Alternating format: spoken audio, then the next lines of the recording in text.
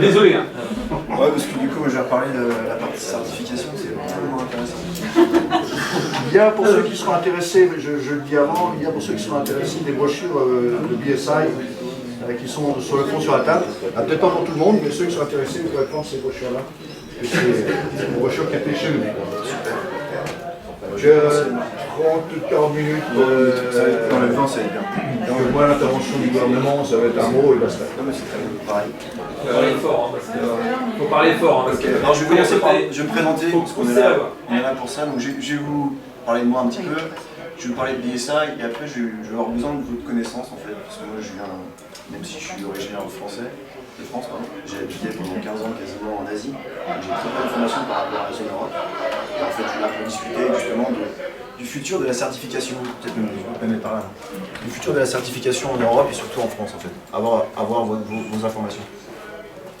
Donc je m'appelle merci beaucoup aussi à Fabrice et Adeline pour organiser cet événement et merci de m'avoir invité, c'est très sympa. Je passe un très bon moment. J'ai envie de profiter aussi du repas, mais c'est autre chose. Tu vas faire un peu d'exercice. Donc moi je m'appelle Nicolas Carnero, j'ai commencé par un rêve de gosse en voulant être auditeur. Bon, je déconne. Je voulais être vétérinaire. Donc j'ai fait prépa veto, j'ai passé mon concours, j'ai pas réussi et je me suis réorienté vers l'agroalimentaire.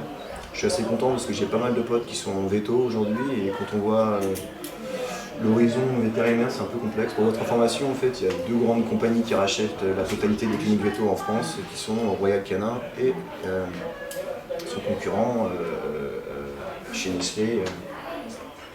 Non, Purina, parce qu'aujourd'hui l'argent dans tout ce qui est cabinet veto, c'est l'alimentaire, l'alimentation. Enfin, tout à l'heure, justement, il y avait un parti sur la GRP+. Mais ils font ça très bien en fait. Donc c'est moins intéressant que ce que j'avais dans l'idée. Donc en fait, moi j'ai fait une école d'agroalimentaire et santé et pour me différencier un petit peu de la compétition, j'ai fait 11 mois de stage chez Casino à la centrale d'achat, Rossi Bobo. Et après mes études, en 2009, je suis envoyé en Asie. Je suis passé responsable qualité de la centrale d'achat entre guillemets en Asie où je m'occupais dans la partie audit, sélection auditeur, développement des produits, développement inspection, code avant embarquement et autres. J'ai travaillé pour Casino pendant 2-3 ans, je suis passé responsable entre guillemets global où on sourçait des produits d'Asie qu'on envoyait dans le monde entier. Donc, fournisseur numéro 2 de champignons de Paris, la Chine, à savoir. Le savon de Marseille, fournisseur numéro 1, c'est aussi la Chine, il faut savoir. Mais voilà, plein de choses intéressantes comme ça. Et après, j'ai rejoint Eurofins à Hong Kong, où j'ai ouvert un laboratoire pour eux. Ensuite, j'ai rejoint très brièvement une boîte qui faisait de l'inspection. J'ai bossé 6 mois, c'était pas très intéressant l'inspection. Et on en parlait, mais c'est pas très intéressant. Et après, j'ai rejoint BSI, donc une boîte anglaise en Australie en 2015. J'ai habité avant en Chine, j'étais basé en Chine pour Casino et après Hong Kong pour Eurofins. Et j'ai passé 8 ans en Australie. J'ai rencontré ma femme et j'ai eu 3 petites filles. Une de 5 ans en décembre, une de 3 en octobre et une de 18 mois. Voilà, un peu de boulot. On a sorti de boulot là parce que... Voilà, ils vont venir, les 3 seront auditrices, c'est promis. Et j'ai déménagé, j'étais responsable à l'époque pour BSI de la partie Asie. Donc en fait, tous les retailers, c'est développement commercial, support de nos clients. Donc on bosse avec des boîtes un peu comme même Purina, Nestlé par exemple. Et en fait, mon rôle, c'est de développer à l'international. Et j'avais un focus sur la partie Asie. Recrutement des auditeurs, développement auditeur, et puis après, partie opération commerciale. Je faisais ça en Australie et depuis l'année dernière, je suis basé en Italie et je suis responsable d'Europe. Voilà. Alors BSI, c'est une boîte anglaise, c'est un peu triste pour un Français pour bosser une boîte anglaise, c'est autre chose. En fait, BSI, ça a été créé en 1901 et c'est la différenciation avec nos compétiteurs qui sont BV, Eurofins et autres, c'est le fait qu'on n'ait pas d'actionnaires. C'est-à-dire que tous nos profits sont réinvestis dans la boîte. Il y a surtout une partie qui est importante dans BSI, c'est la création de standards. Ça, c'est pas très connu. Donc au final, créé en 1901, où on a standardisé les rails en Angleterre, en boîte anglaise, donc en fait où il fallait changer 6, 7, 10 fois, 15 fois de train pour aller d'un endroit à l'autre. En fait, BSI a standardisé les rails, et du coup c'est développé dans la standardisation. Mais en BSI, ça veut dire British Standard quelque chose, non? Institute, ouais, C'est bien, Institute, ouais. Et Et en fait, comment? Équivalent d'AFNOR en France? Équivalent de l'AFNOR, Ouais, c'est l'AFNOR, ouais. Sauf que en termes de standard, l'AFNOR n'est pas aussi entre guillemets reconnu comme BSI. On est parti sur la certification, donc avec la partie rail, et ensuite on est parti sur du business development. En fait, BSI a créé le standard ISO 9001, qui est le standard le plus connu dans le monde, on peut dire. Donc en fait, pas réellement ISO au début, un British Standard DS, parce que si BSI a créé un standard pour écrire les standards, voilà, c'est des standards qui sont du coup réutilisés en local, en régional et en national, et qui deviennent des standards ISO. 14001, 27001 et ainsi de suite en fait. Donc vous travaillez sûrement pour des CIBI qui vous disent ces standards qui ont été développés par l'ISA. En gros, 40 à 50% de notre business est dans la partie standard. Et moi je suis sur la partie certification sur tout ce qui est food et retail. Retail pas seulement au champ Carrefour, retail tout ce qui est produits de consommation, Procter & Gamble, Nike, Dior et autres produits comme ça. Il faut savoir qu'en Europe, le food et le beverage industrie représentent 1 trillion d'euros en termes de revenus à l'année, qui est le plus gros fournisseur, enfin le plus gros générateur de revenus en termes d'industrie en Europe. Et si on prend les top 10 GPG boîtes en retail, on est sur 2 trillions. Voilà. LVMH qui est la seule boîte qui arrive à faire 1 trillion de revenus. Voilà. Donc il y a, en fait, on est sur un secteur où on peut dire bah, c'est différent quand même de travailler pour Dior ou de travailler pour Nestlé, mais au final les challenges sont les mêmes. On est sur de la sustainability, on est sur des issues pendant la supply chain et ainsi de suite. Voilà. Donc j'ai fait, donc on parlait 84 000 clients, on fait plus de 80 000 audits. En fait, pour revenir un peu sur cette problématique-là, aujourd'hui, on en parlera après, j'ai une question pour vous par rapport au futur de l'auditeur aussi, dans la certification. Mais la standardisation, c'est quelque chose qui devrait être fait pour des standards comme ceux qu'on a dans l'alimentaire. Le problème, c'est les données. Vous faites des rapports, mais les rapports, ils sont jamais lus. Ils sont jamais lus. Ouais, et encore si Auchan et Carrefour ils ont envie d'avoir le produit rapidement dans les magasins, les non-conformités ne seront pas closes, quoi. Et c'est la réalité. On se retrouve avec des rapports qui sont très bien rédigés, mais on ne fait rien avec. On devrait digitaliser et récupérer l'information. Et aujourd'hui, à mon sens, c'est ce que BRC essaye de faire, à collecter les non-conformités, mais on devrait avoir la possibilité d'avoir un client à qui on dit bon, bah, voilà, agroalimentaire, tu fais du pain. Et ben aujourd'hui, sur l'ensemble des audits qui ont été faits par rapport à ton industrie sur les 6 derniers mois, voilà le type de non-conformité, qu'on a. Et donc, du coup, on devrait vous utiliser, vous, sur ce focus. Il faudrait remonter au crime original.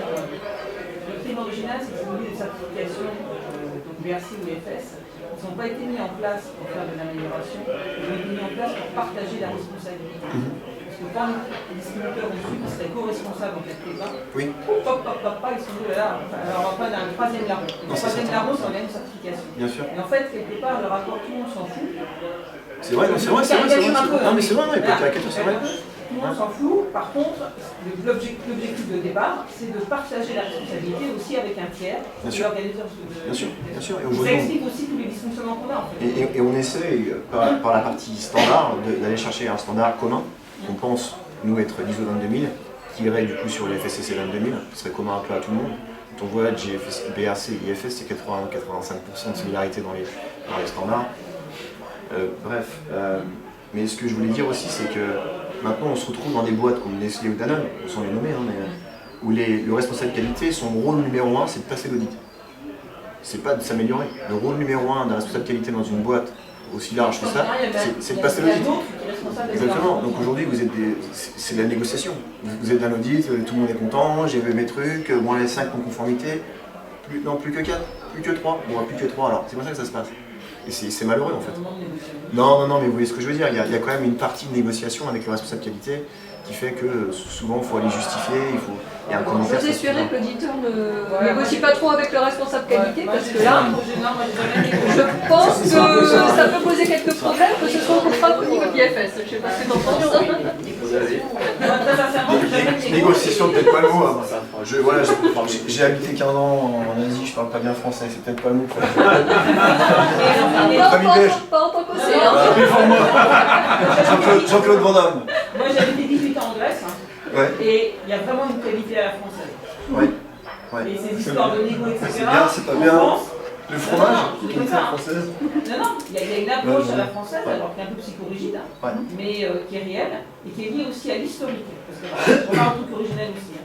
C'est-à-dire que dans l'historique, la France et l'Espagne, quand les normes ISO 9001 sont sorties, Oui. et elles avaient juste annoncé, en France c'était la FNOR, Oui. en Espagne c'était la ENOR, qui étaient des trucs plus ou moins étatiques, hein, parce que la FNOR et la ENOR c'est plus ou moins étatique. Oui. Dans les autres pays, ça a été tout de suite pris en place par des organismes de certification privées. Oui. Qui dit privé dit marché. On ne perd pas de clients, donc on n'en merde pas. Et quelque part, c'est resté. Et ce qu'on trouve en Espagne et en France, on retrouve ça aussi en Espagne, en effet, cette notion de négo machin, elle n'existe pas en fait. Parce que les gens, historiquement, n'ont pas été éduqués comme ça. En fait. Et il y a un vrai écart. Enfin, En Asie, il y a de la négo. même quand on va en Allemagne, non mais même quand on va en Allemagne, c'est même pas la peine d'aller en Asie. En Allemagne, où l'Allemagne était dès le départ avec des dossiers privés, ça n'a rien à voir. C'est là que sont sortis les premiers. Oui, mais non. Vous voyez, rien à voir. Rien à voir. Same but different. Non, mais c'est important à comprendre. Hein. Non, mais je suis d'accord. Même aujourd'hui, La partie retail aussi. Les résultats même en France sont plus bas, et je pense que Nathalie pourra en parler là-dessus. Et c'est pas lié à la qualité, c'est lié à l'exigence qui est mise en œuvre au niveau de la France. C'est bien ou c'est pas bien? C'est quelque part. Mais des fois, ça pose des problèmes parce que les industriels ne sont pas forcément très contents de cette situation. On a un historique réglementaire aussi, on a du réglementaire en France, on n'avait pas dans les autres pays. Tout ce qui était microbiologie, par exemple, l'arrêté qu'on avait, c'était 79 euros. Dans les autres pays, il n'y avait rien en microbiologie. Et c'est pour ça que la France se fait régulièrement retoquer au niveau de l'Europe par rapport à son niveau d'exigence sur la réglementation. Et c'est là justement qu'il y a peut-être une nécessité de standardiser la checklist, dans le sens où en travaillant avec des boîtes comme Barilla, qui est une boîte italienne, ils ont des sites en Italie, ils ont aussi des sites en France. Et aujourd'hui, on parle des calibrations d'auditeurs, mais il y a aussi, je pense, une nécessité d'avoir un résultat qui reflète peut-être aussi la localisation, le pays et les exigences, mais qui aussi permettent de ne pas se retrouver avec un auditeur français peut-être sur des critères. Enfin, moi je sais que si demain je veux faire de l'audit à l'allemande, ouais. je fais plus d'audit. Ça n'a aucun intérêt. Enfin, aucun intérêt. Enfin, c'est-à-dire que dès qu'on a un peu d'expertise, on n'a pas envie d'aller faire de l'audit à l'allemande. Ça, très clairement. C'est intéressant. Et je pense qu'on est nombreux comme ça. Oui, c'est intéressant. En gros, c'est la qualité de l'ensemble du groupe. Les usines que nous avons à l'étranger, on n'a pas une bonne idée de l'originalité que ce qu'on a en France. Et c'est assez rare parce que c'est vrai que c'est bien en France, il y a l'exigence des auditeurs, c'est bien. Mais avec on voit ce qui se passe en Pologne ou en Allemagne, après les usines à l'étranger, elles disent ouais, on est venu de vous en France. Bah non, c'est pas vrai. Non, c'est pas vrai. Ça se règle par la non-conformité, hein. Ça se règle par les dashboards, justement, le fait d'avoir des non-conformités qui ne soient pas moins nombreuses à l'étranger qu'en peut-être en France. Ah mais on l'a vu, moi j'ai pas besoin de dashboard là, on recevait les rapports et il suffisait de Moi rentrer j'ai dans voté les dans rapports. l'entreprise fournisseur en Allemagne, chez des gens qui ont des notes à 99. Vous avez payé combien? Ils sont pas à la ramasse. Nous on connaissait nos usines, hein, et moi je connaissais toutes nos usines dans le monde, on avait des usines en Pologne par exemple, qui avaient très peu de conformité avec la communauté plus. C'était bien. Ouais. Non, c'est bien. C'est intéressant. Après, c'était pas pour exposer les chiffres, mais on a une grosse partie aussi medical device. On est leader là-dessus, c'est tout ce qui est pacemaker, les remplacements, les fils, comme ça en fait. Ça c'est autre chose. Vous avez vu la moyenne d'âge des auditeurs dans le monde, c'est pour ça qu'on a focus là-dessus. Là, le 8e en Ivan. C'est ça. Pour les anthèses, on verra un peu. Exactement, non, sachez que ça, c'est leader là-dessus. Ça c'est bien. J'ai fait comme ça, non? Hop. Voilà. En fait, là, encore une fois, pour représenter un petit peu les standards, j'ai les parties BS, j'ai fait en gros les best practices sur la partie sustainability environnement. On voit en fait, majoritairement les standards british et surtout les standards les plus communs. J'ai aussi pris sur la partie food et retail, on en a parlé un tout petit peu ce matin, brièvement sur la partie food safety culture. BSI a écrit ce standard qui s'appelle PAS. Alors le PAS, c'est avant un BS, c'est avant encore une fois un ISO, c'est Publicly Available Specification. C'est des gens qui se retrouvent avec les connaissances autour d'une table, qui parlent de connaissances communes et qui écrivent un pré-standard. Donc en gros, si vous êtes intéressé à le lire en fait, parce que maintenant tout ce qui est GFSA, FSSC, BRC et autres parlent de tout ce qui est Food Safety Culture. Si vous êtes intéressé par ce PAS, contactez-moi, je vous l'enverrai. Et avec Fabrice, on avait aussi l'intention d'organiser un événement en fin d'année, entre maintenant et la fin de l'année, sur tout ce qui était justement Food Safety Culture. Donc intéressé à l'idée d'avoir quelqu'un qui puisse nous représenter et en discuter. Voilà, sachant qu'on a ici à BSA et Fabrice du matériel qu'on pourrait mettre à disposition. Mais l'intérêt c'est d'avoir encore une fois une discussion là-dessus. Et pareil, on parlait brièvement ce matin de tout ce qui était food fraud, food defense. Il y a un standard qui a été écrit qui s'appelle PAS 96 sur la food defense. Si vous êtes intéressé, pareil, contactez-moi et je vous l'enverrai. C'est en anglais, mais je vous l'enverrai. Voilà. Sur les référentiels, vous savez qu'en France, normalement, on n'a pas besoin d'être certifié HACCP. C'est quasiment une obligation, mais ce n'est pas une certification. Et on a eu la surprise de demande des clients, quand ils font de l'export, les clients leur demandent la certification HACCP. Oui, tout à fait. Tout à fait, mais parce qu'on revient toujours à la même chose. La HACCP, c'est réglementaire. Et en France, on est super rigoureux. Encore une fois, je reviens à l'historique de la certification. Et ce qui est réglementaire n'est pas certifiable, puisque c'est obligatoire de respecter la réglementation. Mais dans les autres pays où la certification était dès le départ un business, en fait, Bien sûr. du coup, on certifie tout n'importe quoi, ça fait du marché. Donc, pour info. Et on certifie n'importe quoi, parce que le problème il est là. Enfin, quand on va avoir des certificats HACCP, je peux vous dire que. Je ne sais pas si je vais faire la pub. Non, mais après, c'est on va discuter. Pour info, effectivement, moi j'ai eu des clients où, sans la certification HACCP, le client disait c'est pas la peine, vous n'y va pas. Donc, je cherchais un organisme en France pour faire la certification HACCP, il n'y en a pas. Voilà. Et effectivement, je demandais à Thomas Nicolas, je dis vous faites la certification HACCP? Oui. Donc voilà, si jamais vous avez des clients qui cherchent la certification HACCP, c'est possible via un organisme anglais parce qu'ils ont la possibilité de le faire. Après, vous allez voir beaucoup de points communs, encore une fois, avec le BRC, pas vraiment l'IFS, parce que BSI, on n'est pas certifié IFS, on fait SQF, parce qu'on a une grosse entité en Australie. Et BSI, c'est en fait, un peu pour l'histoire, mais notre ancien responsable, c'est lui qui était à l'origine de la création justement de ce standard SQF, qui vient originalement d'Australie, qui a été ensuite après envoyé aux États-Unis. Donc pareil, si vous êtes intéressé, encore une fois, à Food Safety Culture, pour le standard ou pour le représenter, n'hésitez pas à nous contacter. Et ce dernier petit slide sur BSI, en fait, encore une fois, pour représenter un petit peu ce qu'on fait, RSPO, ça nous parle peut-être, c'est une palme oil, huile de palme, Sustainable huile de palme. Pareil, on est en Asie, leader de la certification, on commence un petit peu en Afrique, mais plus de demandes sur l'Indonésie, Malaisie. Woolworths, c'est la seconde partie. En fait, c'est des audits. Woolworths, c'est le plus gros retailer en Australie. Et d'ailleurs, c'était élu cette année un des meilleurs retailers au monde par rapport à toutes les évolutions et tous les changements qu'ils font en termes de sustainability, waste et autres. Costco, Walmart, vous connaissez, McDonald's aussi. Ça, c'est nos accréditations. Et à droite, il y a la partie skin aussi. On fait du FISMA parce qu'on a une entité aux États-Unis. Mais voilà, différentes représentations. Il y a plein de plus de choses que ça. Je pense qu'on va être encore une fois, c'est un problème en alimentaire. On va avoir à peu près une trentaine de skins. Et on ne fait pas tout ce qui est organique ou halal ou cachère parce qu'il n'y a pas, entre guillemets, un standard global. Et on n'a pas envie d'aller chercher halal Malaisie, halal Indonésie et ainsi de suite. Voilà. Mais on a à peu près une trentaine de certificats. Sur la représentation de l'activité, plus grosse activité, c'est réellement l'Asie, où on est présent sur l'ensemble des pays et on est leader en termes de certification alimentaire sans problème. Bon, après, on n'a pas autant de personnes en Chine que BV. Pour information, BV, maintenant, ils sont à 7000 personnes en Chine. Il y a plus de gens, sur l'ensemble de l'activité, il y a plus de gens chez BV en Chine que BV France. C'est la fois je suis passé à 7000 plus. Ouais. Mais on a une représentation sur l'ensemble de l'Asie. L'Afrique un tout petit peu, l'Europe justement, je vais avoir besoin de vous, mais on commence à y venir. C'est sporadique, mais on commence à y venir. L'Angleterre, mais forcément, on a 80% du marché parce que BSI historiquement. Les États-Unis, Canada, et après on est un peu moins bon sur l'Afrique du Sud, pardon, excusez-moi, l'Amérique du Sud. Donc voilà pour moi et voilà pour BSI. Et maintenant, en fait, ce que je voulais faire, c'était discuter avec vous de l'industrie.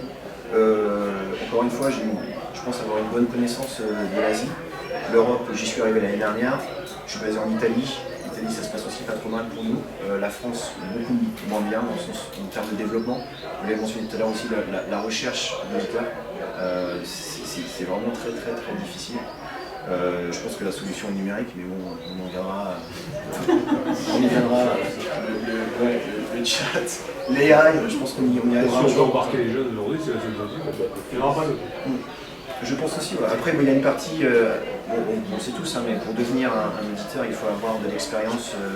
Il n'y a pas de responsable qualité, pas d'expérience, pas d'auditeur. Tout le monde n'en a pas d'expérience. Il faut bien démarrer à temps. Pour être un On auditeur. démarre pas par l'audit. Comment ? On démarre pas par l'audit. Non, mais on commence par la responsable qualité, c'est ce que je veux dire. Ouais, ça, c'est Et ça. comme il n'y a pas de responsable qualité, il n'y a pas de futur auditeur. Quand on envoie un auditeur qui n'a pas d'expérience, c'est tout ça. C'est certain, c'est Ça certain. sert à rien. C'est certain, c'est certain. C'est certain. Alors, la question, c'est qu'est-ce qu'on veut? Est-ce qu'on veut uniquement avoir une checklist qui sortent et peu importe. Parce que le problème de la data, c'est très bien. Encore la question, c'est la fiabilité de la data qui rentre dedans. Bien sûr. Parce qu'une fois qu'on dit, les data, pour faire des graphes, on peut en faire tout le temps. Bien sûr, bien sûr. La question, c'est est-ce qu'on rentre dedans et qu'on est fiable, peut-être que ça a une utilité. Bien sûr. C'est ça, hein? Bien sûr. Bien sûr. Aujourd'hui, je ne sais pas si vous avez eu des discussions, j'ai participé à un événement en Italie au mois de juin. Les discussions de Mondelez, les discussions de tous ces grands groupes qui ont énormément d'argent, c'est la digitalisation. C'est aller 100% digital. Et aujourd'hui, ils se plaignent de la validité des certificats, de la valeur des audits, des rapports. Et aujourd'hui, c'est la seule chose qu'on est incapable. On est capable, mais qu'on ne peut pas digitaliser.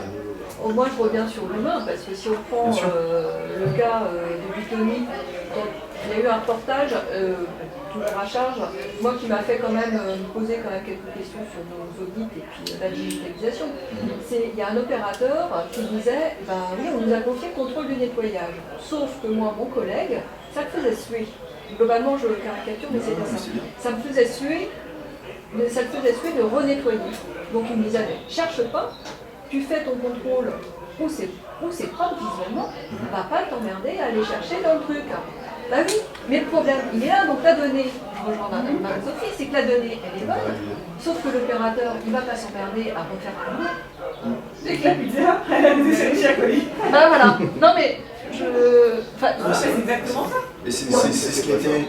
C'est pour ça qu'on a parlé de food safety culture, la culture de la food safety. On est en train de partir d'un métier d'expertise vers un métier de toucheur de case. Ah, je suis pas Et à d'accord. la fin, on Je suis pas d'accord du tout. T'as Pas d'accord du tout parce que complémentaire. dans le métier, pourquoi j'ai fabriqué ça par exemple, c'est peut-être loin de ce que vous faites, mais en réalité, c'est qu'à la résultante, moi les clients qui nous disent de venir, il faut que ça marche mieux parce que sinon ça gueule après nous. On est là pour. On est sur une dynamique. Ouais, mais la digitalisation sous la forme que je l'ai faite peut vous servir. C'est ça que je dis. Je ne sais pas comment exactement, mais l'outil il est fait, il existe, hein, et il n'y a plus qu'à le déployer. Maintenant, il peut vous servir, c'est à vous d'être malin pour utiliser le truc peut-être en 2, 3, 10 étapes, mais en gardant dans votre esprit votre métier que vous savez faire, mais en utilisant le digital pour vous servir. Et pas pour dire à quelqu'un qui débarque demain matin, tu prends une tablette, tu vas faire un truc, ça ne marchera pas. Ça marchera pas. Oui, moi je suis directement, et après je vais retranscrire dans le putain de 17 qu'on a fait. Voilà. allez, encore un peu de patience. Le 1er janvier, normalement, ça devrait aller mieux. Attention, on est revenu sur la thématique précédente. On fait quelque chose. Non, mais c'est pas ça. C'est qu'aujourd'hui, je suis tout à fait d'accord avec ça. Aujourd'hui, moi, ce que je vois, c'est assez simple. Hein, c'est que quand je vais voir un client et que s'il y avait la possibilité d'aller voir un client, on fait du business à la fin. C'est d'aller voir un client en disant bah voilà, tu travailles dans tes butoniques, depuis les 6 derniers mois, j'ai audité ces personnes-là dans l'industrie, et voilà leur non-conformité. Est-ce que tu es prêt, tu n'es pas prêt? Et ça m'a possibilité à moi de vendre du training, potentiellement, d'avoir laissé d'amour, d'aller sur une thématique beaucoup plus spécifique, alliée à 3 ou 4 non-conformités. C'est hyper ciblé, c'est hyper intéressant. Je n'en ai pas là. L'auditeur, il va s'asseoir à table, encore une fois, il va se présenter, il va lui demander des informations, re-regarder le plan HACCP. Il n'y a rien aujourd'hui de... Et je pense que la valeur de l'auditeur, elle est pas là. En fait, ça dépend de quoi on parle, parce qu'il y a toute une de certification. Oui. Et là, c'est pas une autre faute, hein. C'est-à-dire que Bien nous, sûr, on a bien une sûr, demande bien de sûr. regarde le compte rendu BRC. Bien sûr. On nous demande de raconter tout le film dans des stériades, de machin. Bien sûr. Et même quand on filtre de la flotte à 0,2 microns, tu justifies qu'il n'y a pas de l'analyse de risque sur le détecteur de métaux, bah non, on cote un 0,2 micron, tout à filtré. Au Gypsum, on est clair, on dit, vous n'avez pas marqué qu'il n'y a pas d'analyse de risque sur le détecteur de métaux. J'ai marqué au-dessus qu'il a été filtré à 14 microns. Ça s'arrête là. J'ai juste compris que la personne qui relit le rapport, elle connaît strictement rien. Je travaille pour BSI, je ne vais pas le dire. Hein. Je travaille pour une boîte de certification, je ne me rends pas dans la certification. Alors la difficulté, Je ne devrais pas être là. Hein. Non, ce que je veux dire, c'est que le futur de la certification, ça n'existe pour moi, il n'y en a pas. Il n'y en a pas. Les discussions avec les Nestlé, Danone et autres, ils ne sont pas intéressés à changer de certification. Ils ont un certificat, ce qu'ils veulent, c'est l'audit interne et de l'audit fournisseur. Exactement. L'audit interne est nécessaire pour être utile. La certification est là pour partager la responsabilité. Bien sûr. Aujourd'hui, l'audit, il est là. L'audit, c'est à un moment donné un rapport que personne n'a mis, encore une fois. Et le futur, réellement, il est déjà là. Hein. C'est l'audit interne, c'est l'audit du fournisseur, l'audit du supply chain et ainsi de suite. C'est là qu'il faut. Je rends mes clients que des plans d'action. Bien sûr. Et plus des éléments d'itération. Là, pour le coup, moi, quand je sors mon audit, j'ai fini. Hein. Bien sûr. Bien sûr. Aujourd'hui, ça pourrait être fait, ça pourrait être digitalisé et envoyé. Exactement. Ouais, exactement. Et aujourd'hui, c'était une de mes questions justement. Les thèmes récurrents, je pense qu'ils sont à peu près communs à tout le monde, mais aujourd'hui, c'est quelles sont les différences sur la partie justement auditeur. Quel est le futur de la certification? Parce qu'aujourd'hui, moi, je cherche les auditeurs, et je dis là, on en discutait avant, mais si vous êtes intéressé à devenir un auditeur de BSI, BSI peut vous aider, dans le sens où on en cherche. Si vous voulez passer de l'ISO 22000, FSA 22000 du BRC, on fait pas encore une fois IFS, et si vous êtes intéressé, contactez-moi. Et ce qu'on me dit, c'est qu'il n'y en a pas, que les gens ne veulent pas le faire. Du coup, ma question, c'est comment du coup, voilà. Alors moi, moi j'étais en supervision d'auditeurs cette semaine. Et j'ai quand même une interrogation, on est plusieurs en tant qu'indépendants. Oui. Il y a quand même une question que les OC devraient se poser au niveau de leurs auditeurs salariés, c'est combien de nuitées ils passent à l'extérieur, quelles sont les pressions que mettent les KPIs en termes de journées facturées aux clients, et est-ce que humainement, quand on voit les audits de certification qui sont demandés, c'est-à-dire que l'auditeur va faire 8h, 18h non-stop, qu'il va retravailler 2 à 3 heures le soir pour faire sa synthèse pour pouvoir faire quelque chose, est-ce que c'est bien raisonnable de dire à un auditeur vous devez faire 180 jours facturés au client? Ça, c'est un élément éthique et social de la part des OC qui n'est pas forcément pris en compte. Et ça, c'est un premier point. En tant que employeur, c'est déjà des challenges qui ne tiennent pas la route. Donc là, c'est absolument pas sexy avant de parler. Mais ce que je veux dire, alors après, moi je parle en connaissance de cause, je parle sur l'Asie. C'est pour ça que je vous pose la question aujourd'hui. En Asie, en Australie, un auditeur indépendant travaille 2 fois plus qu'un auditeur employé. Certains. Un auditeur indépendant, il fait le double, voire le triple en salaire d'un auditeur privé. Aujourd'hui, un indépendant qui n'est pas mauvais. Aujourd'hui, en Australie, en Chine, en Asie, je demande à quelqu'un de bosser un samedi, le mec, il n'y a pas de problème. C'est 5 jours semaine sans problème. C'est certain. Il ne fait pas le même métier qu'un auditeur français. C'est certain. Alors justement, c'est pour ça que je pose la question. On va avoir été en Chine sur un site qui était BRC niveau B. Avec mon traducteur, il m'a dit écoutez, parce qu'il suivait un petit peu ce que j'avais fait, et comme j'en étais sur un site qui était B, et que je suis partie avec 3 critiques et 20 majeurs, il m'a dit écoutez, ce que je vous propose, c'est qu'on leur fasse signer leur présence avant que vous fassiez votre compte rendu. Voilà. Non, mais je suis pas réellement là pour créer la discussion entre l'Asie et l'Europe. En fait, parce que je voudrais comprendre, c'est moi, de ce que j'ai en connaissance, un auditeur indépendant fait beaucoup plus d'audits qu'un auditeur. Moi je ne tiens pas l'avis de l'auditeur de cette La chaîne. rémunération en audit de certification est 40% inférieure à celle du conseil. C'est pas Il mauvais. fait plus de conseils. Il n'y a pas de conseil, il ne gagne pas sa s'il fait la certification, il court comme un malade. Tout son mois, il sort net avec ses enfants, il fait 1500 balles. Un bac plus 5 qui a 30 ans d'expérience, il va partir à droite, à gauche, machin, il fait ça, et il fait du conseil, et puis il garde entre 5 et 10 audits par an pour garder ses qualifs, parce que ça sert de carte de visite, c'est tout. Et c'est aussi pour ça qu'il y a une pénurie, c'est-à-dire que non seulement il y en a plus, mais ceux qui sont sur le marché, qui sont pas vrais, ils font autre chose en fait. Oui, il reste responsable qualité peut-être. Ceux qui sont salariés restent sous sa qualité, mais Non, mais le monde a changé aussi. C'est la partie salariée en fait. alors l'autre difficulté qu'il y a, moi, C'est la sortie salaire ou c'est le nombre de Ah gens? non, vous dites à quelqu'un, moi je reprends le cas, moi je suis partie, alors, à titre individuel, je suis partie lundi midi, je suis rentrée hier soir, et la semaine prochaine c'est la rentrée, j'ai pris un jour d'audit autour de 20. C'est mon organisation en termes d'indépendance pour garder vie familiale et professionnelle. Je discute avec cet auditeur, il est parti mardi, il est rentré jeudi soir à pas d'heure. La semaine prochaine, il se paye 3-4 jours d'audit et il a sa vision jusqu'à la fin de l'année, c'est ça. Je suis partie au moins 3 à 4 unités par semaine. Vendez ça, et quand on parle d'audit, on n'est pas. J'arrive à 9h, je repars à 17h, c'est de 8h à 18h, je suis concentrée. J'ai la trouille de passer à côté de quelque chose parce que la listériade, elle va se cacher sous un truc. Et moi, je ne vois pas comment un auditeur salarié il tient à ses rythmes. Pour moi, c'est impossible. Ou alors, humainement, Déjà, la réglementation. là c'est pour ça qu'il est pas, et c'est pour ça qu'on les garde pas.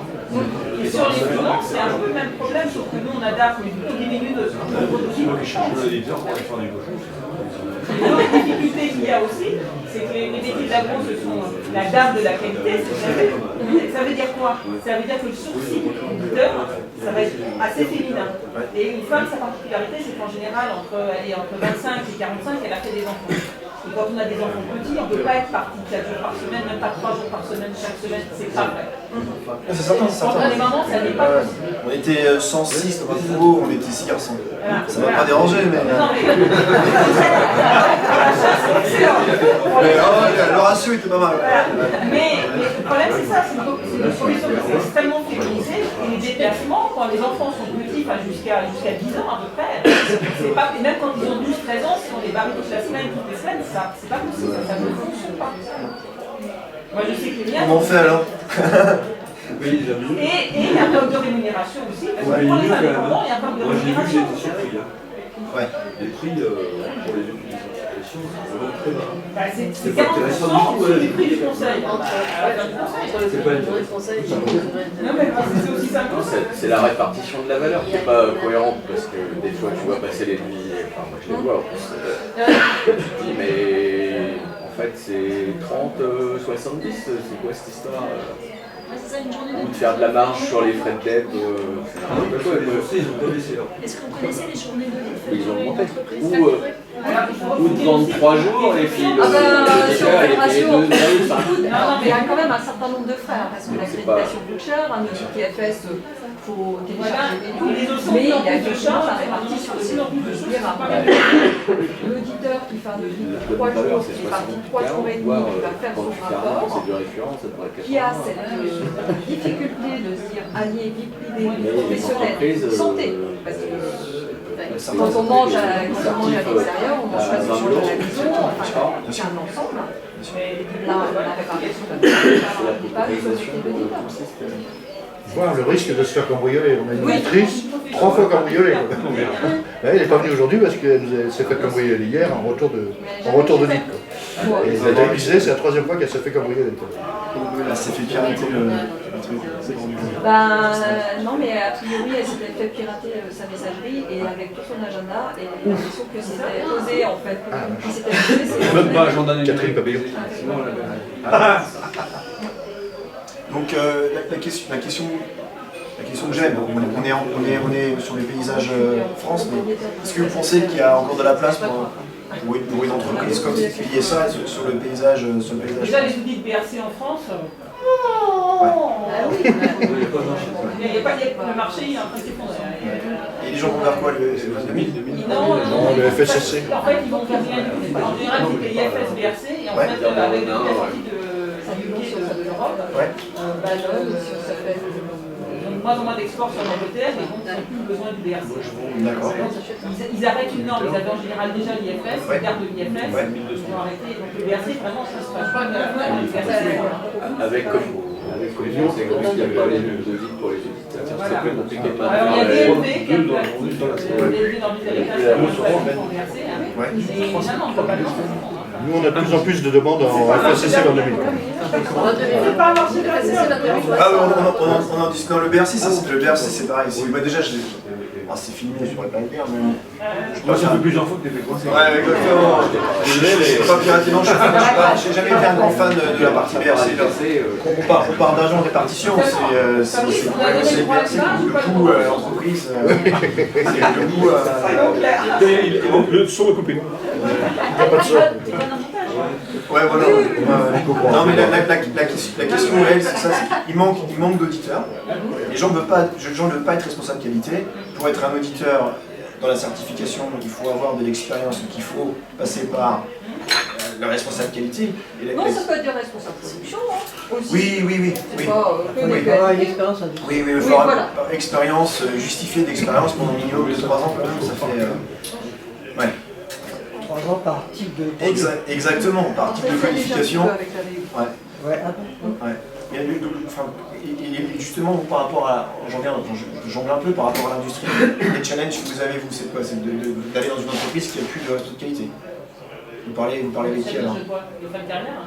Ouais, fin de carrière, ou alors par rapport à... Vous parlez avec qui du coup? Si les gens n'ont pas de cette qualité, comment ça va se passer? Ah mais on va dans le mur pour les entreprises. Hein. On n'a plus de responsable qualité, on n'en trouve plus.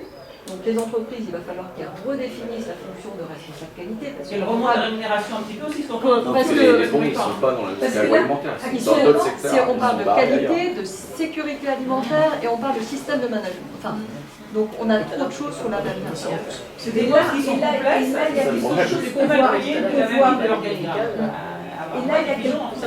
Et là, actuellement, on observe, enfin, moi, en tant qu'éditrice, je le vois, par rapport au Covid qui s'est passé, eh bien, vous avez aussi une rupture qui s'est passée. Beaucoup d'entreprises où il y a eu une transition et une mauvaise transition parce que des gens sont partis. Donc on a des ruptures. Je veux dire, dans plein de métiers. On a surtout des ruptures. Et sur ce secteur des organisations, des équipes qualité, enfin je sais pas, moi j'arrive dans des entreprises qui étaient relativement stables, où on se rend compte que toutes les équipes ont changé et donc on est avec une perte de compétences. Il y a aussi des responsables qualité maintenant qui nous envoient des messages en disant qu'ils ne sont pas valables, qu'ils ne sont pas sur site 2 ou 3 jours semaine. Ils sont en télétravail. Et on nous explique que avant ça marchait, on avait un niveau qui était, et puis d'un seul coup, ça tombe. Parce qu'il y a une rupture et qu'il y a une perte de compétences qui arrive. Et donc là, c'est vrai que sur les entreprises, c'est pas demain qu'ils vont trouver. Les services maintenance, ça c'est aussi... Catastrophe. La maintenance, c'est plus facile. En parlant de maintenance, ça fait plusieurs fois qu'on me demande... Non, ma femme en fait, moi j'ai une demande de plusieurs clients qui ont, en France, qui ont, par l'obligation du gouvernement, qui ont été obligés en fait de diminuer leur consommation d'eau et qui se retrouvent en fait avec utiliser moins d'eau sur la production. C'est un fournisseur de pâtes. C'est difficile de diminuer la consommation d'eau sur un produit, sur une production, c'est impossible. La seule manière de réduire la consommation d'eau, c'est sur la partie nettoyage. Et aujourd'hui, moi, je cherche quelqu'un qui pourrait développer une partie de training sur justement moins utiliser d'eau en s'assurant qu'il y a toujours... Alors, c'est vraiment de l'expert. Exactement. Rappelle le dernier comité, je vous avais dit ça va être un sujet, vous avez tous trouvé. Vous avez dit que c'était bon. Eh ben, j'ai... Oh, non, oui, c'est intéressant. Non, mais c'est qu'on t'a pas dit que c'était Ah, c'est vrai on a dit qu'on n'avait pas d'expertise. tu prends l'addition. Je ne prends jamais une position aussi tranchée que ça. Ça m'étonnerait que j'ai dit ça. Mais par contre, j'ai un logiciel pour ça, ça y est. Mais en agroalimentaire, c'est un peu plus... encore une fois, c'est la spécificité produit. C'est vraiment de l'expertise, c'est du sur-mesure sur site multiparamétrique. Exactement. Et avec un besoin de maîtrise bactérienne derrière aussi, pour pas aller à la catastrophe. C'est pas une prestation qui peut standardiser, c'est vraiment du coup par coup, et c'est vraiment très spécifique. Et si vous connaissez quelqu'un ou si vous êtes intéressé à développer du training sur de... Voilà, encore une fois, je m'explique sur... Après, il y a... Oui, mais c'est aller sur site et aider des gens. Prendre leur process, leur consommation, leur achat Et s'assurer en fait qu'en diminuant leur consommation d'eau et jusqu'à quel point ils peuvent diminuer leur consommation d'eau pour assurer la sécurité d'eau et combien Exactement. faire des choses sur moins consommer d'eau, des Oui. Après, je ne suis pas un expert, hein, mais je sais que c'est une problématique qui est là, qui est présente. Il n'y a pas beaucoup de personnes qui s'y intéressent, peut-être par rapport à la spécificité. Mais je sais qu'il y a une demande. Là, pour le coup, les checklists digitales, parce que ça nécessite de passer en revue toute une série de problématiques qui sont aussi bien la technique que les équipements, que la capacité éventuellement, je sais pas justement, est-ce que vous avez vu les nettoyages à la vapeur ou ce genre de choses? J'ai vu de la pub, mais je ne sais pas si c'est efficace et si ça peut être une entre les alternative. promesses des hommes politiques et l'efficacité. Bah non, mais c'est la question en fait. J'ai vu passer les Bonjour l'énergie sur la vapeur, hein. Le coût d'énergie c'est Non, en fait, c'est un nettoyage qui est trop long. Donc tu génères, tu n'as pas forcément un gain significatif en bras. Moi j'ai des problématiques de retraitement. Non, mais c'est très bien, C'est ça. intéressant. Mais la dernière Ils ne minute, nettoieraient pas à grande eau. le dernier kilomètre. Oui, il y a surtout, moi j'ai des sites qui travaillent sur la récupération des eaux de rinçage. Voilà, le retraitement des eaux de rinçage pour pouvoir les réutiliser en lavage sur des sites qui ne sont pas sur des nets, voilà, mais sur d'autres. Sur de l'agro ou sur du packaging? Sur quoi? Sur de l'agro? Sur l'agro, Ok. pas Sur des produits du type. en traitement final, c'est-à-dire que sur les pré-rinçages. Ok. Ah, ok. Il y a une boîte sur Saint-Malo là, qui était exposant au CFIA, qui est un ancien de Cassia qui a monté ça. Donc, il modélise en fait les encrassements. C'est la partie nette. Avec derrière des choses en fait qui sont des. On a toujours fait comme ça, souvent sur les installations. Donc lui, il va modéliser les encrassements dans les échangeurs. Il a validé que c'est le modèle mathématique qui est juste. Et donc c'est là où tu peux faire des gains significatifs en consommation. Sur la PAC, tu passes sur la net. Et après, il y a la formation des gars. Quoi. Et donc des pratiques déjà d'avoir une bonne marée sur un certain nombre d'installations où tu fais des nettoyages. Donc là, il faut être sur le terrain avec eux et regarder comment ils bossent. C'est vraiment du terrain, voilà. Si vous êtes Comment ils ont été formés, puis les gens qui ont Il y a de la nettoyage, demande. souvent Et ils mon avaient dernier faire point. ça dans la cour de récréation. Quoi. Mon dernier point, c'était sur la partie packaging. Il y a déjà beaucoup de problèmes sur les auditeurs en agro, mais la partie packaging, c'est encore pire. Il y a énormément de demandes. Si vous avez de l'expérience et de l'envie de devenir FSCC comme 2000 packaging, Moi, je fais partie. vous êtes intéressé à devenir ok. Oui, j'ai passé l'IRCA avec PS22 l'année dernière pour ça. Ok. Bon, bah, il y a aussi des demandes, donc encore une fois, à discuter. Je veux pas faire de tout. De quoi? Je veux pas faire de guide des certifications. Ah oui. Ni en film, mais par contre le pack, c'est des industriels. Encore une fois, sur la partie standard, il n'y a pas de standard sur le recyclable, il n'y a pas de standard sur le réutilisable. Et BSA, il travaille dessus. Pour dire que tout ce qu'on voit, tout ce qu'on lit. j'ai du mal à voir. Moi, j'ai fait le guide de Pâques pour Danone en 2037. Par contre, j'ai un background d'agro-agro. J'ai été formé par Danone Maison, mais du coup, je n'ai pas de papier, j'ai rien du tout. Et l'info que j'ai du mal à trouver, c'est qu'est-ce qu'il faut, par quel coup de maille il faut passer pour arriver à tel. Ça, je peux la donner. Tu as une formation obligatoire, une formation là, qui se fait aux Pays-Bas. Ouais. Ça dépend réellement oui, mais oui. Des pierres de. Il faut démontrer la notion de produits de chimie, choses comme ça. Et puis sinon, il faut faire une formation qui prend 5 jours, je crois. Ça oui, mais il y a du boulot avant de faire la formation. C'est quoi cette formation à faire? Non, c'est une formation reconnue. C'est 5 jours aux Pays-Bas? Ça dépend encore une fois de. J'ai toutes les infos sur PC. Merci beaucoup. Merci. Christian.